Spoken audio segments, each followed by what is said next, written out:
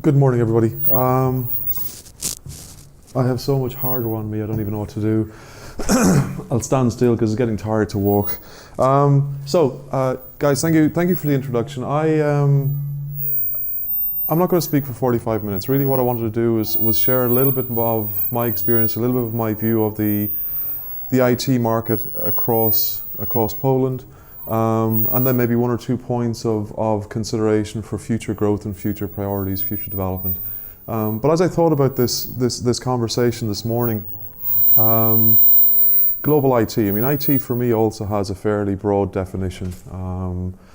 As we all know, it runs from everything from software development, applications development, all the way over to enterprise IT, corporate IT, ERP systems, manufacturing systems, and everything in between. So, I'm not going to try and cover all of that. I'm going to try and take a couple of points of this and talk a little bit about how I view the growth of this in Poland. I'm Irish originally, so I'm also going to use some references back to the Irish technology market that I think has grown very similarly, but maybe a generation difference. So I'm doing so in the sense of things I think that the Poland market, Poland companies can think about to help grow and help continue the development of what has become a recognized location for IT excellence and IT capability. So as a quick introduction, to my shame, I don't speak enough Polish to present to you. I have lived here for 16 years, although that's not quite technically true. I came to Poland first in 2000. I left to go to America for a couple of years. I came back to Poland. Went to Switzerland for a couple of years, came back to Poland, went to China for a couple of years, came back to Poland. I keep coming back to Krakow. Kind of says a lot about the city. My wife is Polish too, so that kind of may be one of the dynamics that has brought me back every time. And so my experience is I've gone through and run and built and set up a number of, certainly from the Krakow market, some of the largest centres that exist in the city today. Started off with Sabre, which is a travel technology global player. Started that in 2000 with 0 employees. It is now nearly 2,000 employees. I ran some technology work in America for Sabre, and then came back to set up a centre for a company that was called Hewitt Associates, which is now Aon. It was acquired by Aon back in 2010, just as I left, but it was a HR outsourcing business. Then went on to run Lumes, set up GE Healthcare, and in the process of setting up a new technology centre for a company called IG. IG is a global leader in online trading offerings. So essentially, it's a financial spread betting company for global clients. And across that spectrum, I've run and set up software R&D, IT operations, ITIL, service desk, HR operations, HR outsourcing, finance operations, finance outsourcing. So it gives me a broad spectrum of the various types of business services, business operations that Poland today is well known for. Before that, I was a software engineer in Dublin. I left Dublin, arrived in Krakow as a software engineer. I quickly realized that the engineers here were far better than I ever was and I ever could be, so I had to very quickly make a new career for myself, hence this path. Parallel to this though, which I think is of interest for this conversation, I'm also a founding member of an association in Krakow called Aspire. Aspire is essentially it's a holding association or a group association for all of the outsourcing business services, essentially foreign investor companies in the South Poland region. We have about 120 different membership structures. About 100 of those are service centres. We represent an employee population in the city of about 55,000 employees right now, projected to grow to about 62,000 by January of 2017. So it's more a reflection of the size of the markets that have grown, and very reflective of what's happening as well in Wrocław, Gdańsk, and Warsaw. So, kind of my first statement in terms of where I think the IT market has come from. I consider it to be an accidental success. I say that because it's not the product of any conscious strategy. It's not the product of any government intervention. It's not the product of any investment or long foresight that's happened at a federal or a local level. I say that because, again, if I do a comparison to Ireland, the growth of the technology market, whether that's Amazon and Facebook on a software side, or Intel and Hewlett Packard on a manufacturing side, or down to what used to be Dell on a computer manufacturing platform, they were the result of very conscious government strategic investments. Government strategic investments went off, but did two things. One is in the 60s and 70s put a huge investment into educational structure and third level education to create an employee workforce, but also went and sold Ireland across the world to foreign investors to create this idea, create the opportunity that this was a place for companies to come and find the necessary talent and be able to grow their organization. So it was a result of a conscious plan. It was a result of an intervention at a government level to create a market. Now, if we look across most of the companies, certainly most of the foreign investor companies in Poland today, they're not here because of work that the government or PAIs or anybody has done. They're here because the brand of Poland, the talent pool and the capability has grown, has been recognized globally, and lots more companies have followed. And so it started off as being a cost play. It started off as being a lower cost location for talent, for capability. And certainly if you look into Poland, there still are opportunities very much at a cost base. But if you look at the primary locations across the country, whether that's here, Warsaw, Poznań, Wrocław and Kraków, I wouldn't consider them to be cheap locations anymore. You can find cheaper. If you're really worried about cost, you do have to go somewhere else. So the story really is based around coming for the cost and staying for the quality. I think employers have recognized that the talent and the capability available to them, cultural proximity, time zone proximity, all those factors have created and come together to develop a market that has the capability to continue to grow, but also the capability for me, I think more importantly, is about moving up the value chain. The capability to continue to become real centers of excellence, global expertise in certain technologies.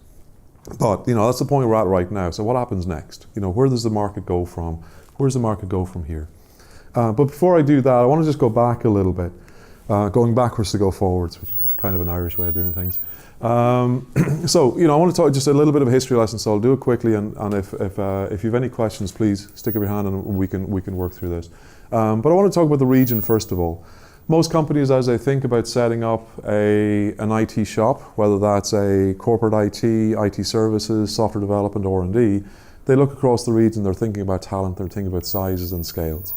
Across the whole region, there are only 7 cities right now that have a services employed population of the scale that will be of interest to most global companies. 7 cities. Luckily enough, 3 of them are in Poland. But again, that's a reflection of the size of the country relative to our neighboring countries.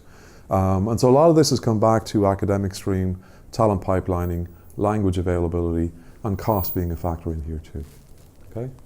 But if you think about how those locations have been recognized or how they're viewed over the last number of years, there are a couple of key indicators that continue to be very, very visible.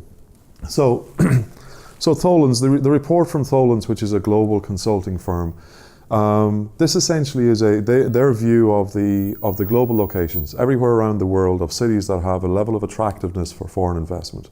Now, this is not specific to IT. This is broad to a little more the more generic topic of business services. So it covers IT operations, finance, HR, procurement, anything you can think of. But there's a couple of key indicators here for me. One is, obviously being from Kraków, this is a piece of data we use a lot because it makes us look good. But it's more a reflection of what the market thinks about. Kraków has been recognized as being the most attractive location for inward investment of this type over the last couple of years. And I stopped here at 2014 on the graph, but 2015, 2016 have essentially had the same results. And if you look across it, one of the things to me that's quite interesting here is that, in this top tier across the countries, Kraków and also Wrocław, which scores highly on the graph, they are the only 2 cities across the region that are not capital cities. And so most of the other locations are all capital city locations. Therefore, the biggest population, the biggest density population in what are essentially smaller countries. Most people talk to me and say, yeah, that's just about cost. It's great, everything's cheap and everything's fine, but not quite, all right? Krakow's number 9, Dublin is number 10. Dublin's not cheap, yeah? And you're not there for the weather either. So this to me is truly a reflection of what the attractiveness is. It's not just about cost, or you have to look at the view that it is a combination of cost and quality. It's actually about the experience set that cities have available to them, and then what do companies do about leveraging that talent, about creating their operational capability on top of that baseline. Okay, there's a couple of other things about this graph. Actually, I wanted to go back. If you look at all these two areas, in the top 10, Dublin and Krakow are the only two non-Asia centres, non-Asian cities in the top 10. The closest we get is Prague at 14. Okay, so this is truly a global picture that is very, very dominated by India, Philippines, Vietnam, and China. But from a European context, this really shows where the review and where the view of where the talent, skills, and talent availability is right now. Okay, so I mentioned Aspire, which is our association in Krakow. This is our view. It's not just both a projected and an actual view of our market growth over the last 15, 16 years. The numbers for Wrocław, Gdańsk will be different, but the profile will be very similar. The profile will be the same, accelerated growth. The Krakow market is moving at 19% year-over-year growth. When we formed Aspire back in 2006, 2007, the first debate we had was, well, what are we going to do? The market's overheating. We had 8,000 employees in our Aspire Association in 2006. The market's overheating. We're all very worried. It's getting very expensive. 10 years later, we have 48,000, 52,000 employees. We're still having the same debate. I'm not going to say it's a linear exponential capability growth, but it's obviously showing that the markets we have, Krakow, Wrocław, Gdańsk, Warsaw, have the ability to continue to grow, partly because they're growing themselves. They have a talent pool coming in, but they're also attracting foreign talent and have a capability to become a destination of choice for skills and talent like this. Now, so people have asked me, how has the market grown? How has the market developed? What are the triggers, or what are the different phases the market has gone through in developing? Now, I'll admit this picture has a slightly software R&D slant to it, but there's a fifth phase here which I'll bring in that I don't have on the graph, and I'll explain it in a second. So I started Sabre in 2000. I came to Poland. My girlfriend, who's now my wife, had lived in Ireland for a year. She was back in university in Lublin. Apparently, it was my turn to move. So I came to Poland looking at a location to set up a software centre. Now, Sabre is the company that it exists today, but there wasn't a Sabre project. I was working for a startup company in Dublin called Gradient Solutions. We were a small travel technology company. Two founders, 15 people in the office. I went in to resign, saying I was moving to Poland. They said, no, don't go, don't leave. We'll open an office in Poland, you can run it. On a Sunday afternoon, as happens on a startup company, right? So I came looking at different cities. I looked at Warsaw, Wrocław, and Krakow. A little bit I was telling Jarek, until today, I had never been north of Missouri. So, I'm sorry, yeah, I know, lynch him. But no, so the city locations I had looked at, there was one thing I was looking for. It was essentially an idea that there was an existing professional software development culture that had grown. And in Krakow, I found Comarch. I didn't find Comarch in any other city, or the equivalent to Comarch. What had been happening was that Filip Jak had identified the reality that he had a talent pool in the university on his doorstep. And he started to build, it was 250 people at that time. It's now, multiple thousands, but he had built a pipeline that was turning graduates, software computer science graduates, into professional software engineering capabilities. But, so if we look at the year 2000, that's what I saw, so that's why we chose Krakow. But, we weren't the only ones. Around about the same, about 6 months before this, Motorola had opened their first centre. Prior to this, Parasoft also had a development centre. But this wasn't strategic. It wasn't a strategic choice. Motorola had hired a team of 25 developers. They now have 1,000. They hired a team of 25 developers because they had won a Polish client to roll out base stations. They needed the capability to run it locally. Sabre arrived because they acquired the Gradient Solutions office that I had just started. So again, not a strategic choice to be in the market. Parasoft were in Krakow because one of their founders, as they worked in California, one of their founders was from Krakow. So, all the connections that brought back to the starting point of this market were not strategic choices, they were relationship opportunity choices. Keep going through. So the next wave for me was some of our outsourcing ITO providers, Capgemini, HCL. Going through the years of more likely 2004 to 2007, they started to build again on the technical skills, but a little bit more interested in the language capabilities. The third wave I look at is as the professional software engineering capabilities started to grow, the global reputation of the market started to grow. You then had engineering service centers. So these were companies who were providing engineering services or engineering body shopping, weren't building any products of their own, but were looking for educated talent. We're looking for senior professional experienced talent that they could then use with their clients. Wave 3, so your companies like EPAM, Luxoft, SII, some of the local providers like JLabs. Then the fourth wave for me was the kickoff of the entrepreneurial startup culture. I mean, a lot of this has come from the fact that you already had Sabre, Comarch, IBM, Motorola. You had corporate software, you had corporate technology. And it's interesting, if you ask a lot of the startup population in Krakow, at least, why they work for a startup, the answer tends to be because I don't want to work for a corporate.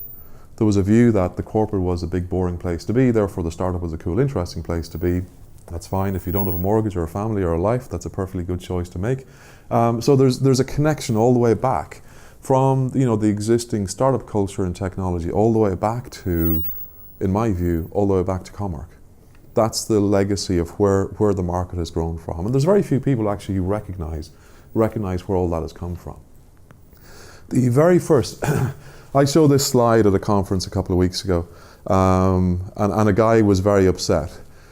He's a friend of mine, but he was the person who set up the IBM Center in Krakow, the IBM Software Center in Krakow. He was very upset that I hadn't put IBM on this graph, and I said I didn't tell the story I was trying to tell. He kind of admitted afterwards that it was fine. He was upset because actually in his view, and he's right, IBM was the very first strategically chosen location for setting up a technology center. It was the first company. Do you want to know the Google story? So when the Google set up their center, they hired their center head, Wojtek Burkott. They asked Wojtek where did he want the office to be. He was from Krakow. His choice was Krakow. So again, it's a great example where Google looked at Poland because they looked at the top coder and the academia scores. They recognized that Poland was a location with deep and strong programming talent. But they hadn't a preference on cities. They really didn't care. They knew that based on their brand, they could hire anybody from anywhere as long as they were in a certain good location. So Google in Krakow, I know having moved to Warsaw since, but Google in Krakow was purely a personal choice of their center head decided to be in Krakow. So IBM, it's kind of my point. 2007, 2008, the IBM center in Krakow was the very first center that was chosen strategically to be based in a certain location. Everything else here is, certainly if I look at Sabre and Motorola, is an accidental success. Okay. So the next piece is the next evolution of this, and one of the key parts I think for cities to think about is how do you develop? You have to move beyond the fact that you have good talent, already moving beyond the fact that you have cheap talent. How do you build specific business technology capabilities? How do you build vertical expertise? Travel, again, taking Krakow as a good example, travel technology is one. So Sabre started the travel technology space in Krakow, and since then there are 4 or 5 companies who have built travel technology capability underneath the talent that Sabre has built. Now, if I took this same picture for Dublin, there are 65 travel technology companies based in Dublin. 65. That's just travel technology alone. And they've all based around startup companies or companies that go back 15, 20 years. Another vertical that's developing in Krakow is the fintech space. You have obviously the large banks, but from that you have a number of startups, and you have IG, my own company, you have Guidewire, you have Azimo, you have a number of areas in the fintech space. You have a number of Bitcoin players, you have a number of blockchain players. You have a fintech stack that's developing, specific expertise that's developing in the market. Another example for Krakow is IoT. So essentially connected technologies, connected world. SG-Mode Contact.io on the smaller beacon consumer space.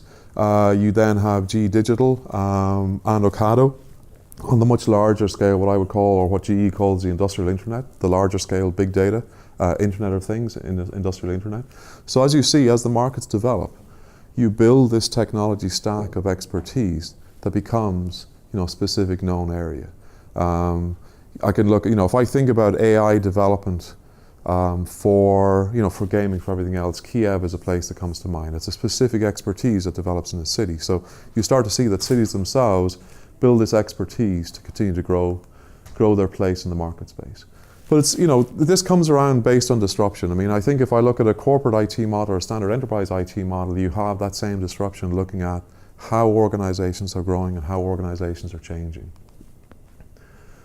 Startups, this is a picture, a graph I picked up the other day, which I'm laughing a little bit. I think it's a great attempt, but trying to map out startups is kind of like trying to map out Schrodinger's principle. Things are moving and changing all the time, but I think it gives a reflection of the fact that this technology growth and this technology capability is exploding across lots of cities and lots of centers around the country. Okay, so what happens next? So if I look at a lot of the cities, I mean, each of the markets continue to grow. We look at companies who are growing beyond low cost, low value staff augmentation models. They're moving into technology ownership. They're moving into centers of excellence. And I think depending on the cities or depending on the specific company, some will debate that, yeah, we're there already, or we were there 5 years ago, or we're moving there. But it's an evolving map. I also look at the technology. You look at a number of companies who are setting up second centers around the country. You look at Comark and Asseco, who have always had a very distributed setup around the country. You look at Ocado, who had a core development center in Krakow, have built a second one in Wrocław. You look at EPAM, who have just opened a large center up here, already had a good population down in Krakow. You look at the equivalent of Luxoft, who have, Krakow, Wrocław, have just announced that they're opening in Warsaw. It's this reality where organizations are recognizing that they're following the talent. They're building capability that follows the talent and goes where their people are and goes where the work that they want to get done is based. Okay? So I'm going to wrap up in 2 seconds, give us a couple of minutes for questions and answers. But I try to identify, in my view, 3 key priorities. What next to continue to develop the growth momentum that exists today. So talking about the center of excellence, there's always a debate about city versus country in this. This happens at a city level. A country does not create a center of excellence or a reputation of excellence. A city or a region does this. People don't think about America as being a technology hub. They think about Silicon Valley. They think about biotech in Boston. They think about fintech in Orlando and New Orleans. Cities are where hubs of excellence are built. And that's a key one. I think the roles of cities in the development of our market over the next couple of years is going to have to change. And I say have to change because there really hasn't been a connection, there really hasn't been a role that they've played in helping cities to develop a brand, helping cities develop a reputation, and working closely with companies to create that brand and create that reputation. So, talent hubs. 60%. I use a statistic because I think it's a great version. I referenced Ireland earlier on. I referenced the technology market in Dublin earlier on. 60% of all the software engineers in Dublin are not Irish. It is an imported talent pool. It is an imported talent market. And if I look, again, I'll use Krakow as an example because I know the market much more intimately. I look at the centres in Krakow, and I think at best, if I look at somewhere like Cisco or GE or some of the companies like that, at best they will have 20 to 25% of their population from outside of Poland. And it's been a strategic choice on their part to grow a more diverse population, but it's not always easy. And so one of the things I think cities will have to continue to do is build upon their international brand, build upon the idea of creating a destination, an employment and a career destination. And that combines itself with creating a location strategy around technology or a hub of excellence. You know, what is Gdansk known for in the technology space? What will Krakow be known for? What will Wrocław be known for? And how does that combine with the ability to attract the right global talent to help continue to build that capability? But Ireland has done it for the second time today. They're not there for the weather. The beer is pretty good, but that's not, you know, this is not a lifestyle choice. This is a career choice that people make to become part of a fairly advanced and exciting, you know, technology path. Okay, so the third one I have is again on the technology side, looking at an ecosystem. And there's two ways I look at an ecosystem. One is within the technology space. How do, you know, local players, global players, and startup players work together? Because right now there isn't much that happens. None of the spin-offs, none of the startups are spin-offs from multinational players. And again, sorry to repeat it, but I'll use Ireland as a good example, right? In the middle 90s, Celtic Tiger, call it whatever you want, in the middle 90s there was a large boom of technology startup culture in Ireland. And it was very focused around telecom space. Telecoms, infrastructure, comms, communications, big into the early mobile stages as well. And this all happened because Ericsson had a very big presence in Ireland. They had a big development presence, they had a big commercial presence. But Ericsson had a culture where they would commercially fund and seed startup ideas. So as they realized their leadership, you know, ceiling meant that ideas and growth wasn't something they could fund and grow and support themselves, but they would support startups that spun off. So you had, I'd say about 20% of the startups in Dublin at the time were funded and directly supported by companies like Ericsson. And it's, you know, similar to the model where people talk about, well, Google let a guy go, he went off and had an idea and had to buy him back for $2 billion. There's a long history of that type of behavior. There's a long history of companies recognizing, actually, you know, it's cheaper, it's a better risk to allow a guy to go off, because if you allow 50 guys to go off, only one or two of them are going to make it. Only one or two of those ideas are actually going to convert back into commercial success. You don't have to fund all of them. You buy back the one that makes sense for your strategic purpose. So one of the things that I see that hasn't yet happened is, you know, how does a corporate and a startup community work more closely together? Because right now there is no real relationship. And I look across most of the cities in the country, there's not that yet. There's not that same working relationship between startups and corporates. There are friendly relationships and there are supportive relationships. There's not the same funding, development relationships that could be in place. I think that's one of the potentials for the future. You know, again, some of the city situations will vary, but in general I see that there's a very poor academic corporate relationship, which if I look at technology hubs in other parts around the world is much stronger and much more capable. I know, speaking from a corporate side, I know that our ability to have conversations and relationships with academia is immeasurably better today than it was 15 years ago. Absolutely immeasurably better. I mean, I started 15 years ago, I'd knock on the door and they'd say, okay, what can you do for me? And all I want to do is have a conversation. Apparently I had to buy 50 computers for a tech lab before the conversation would start. Today there's a much better understanding. Over the next 5-10 years, that understanding and mutual working has to continue to improve. Otherwise, both cities and at a country level, I don't believe that the technology capability will flourish as much as it needs to. So to me, this is I think the last piece of expectation, the last piece of advice that I believe needs to be worked on and addressed is getting a better working relationship across these three core stakeholders. Okay? With that, thank you.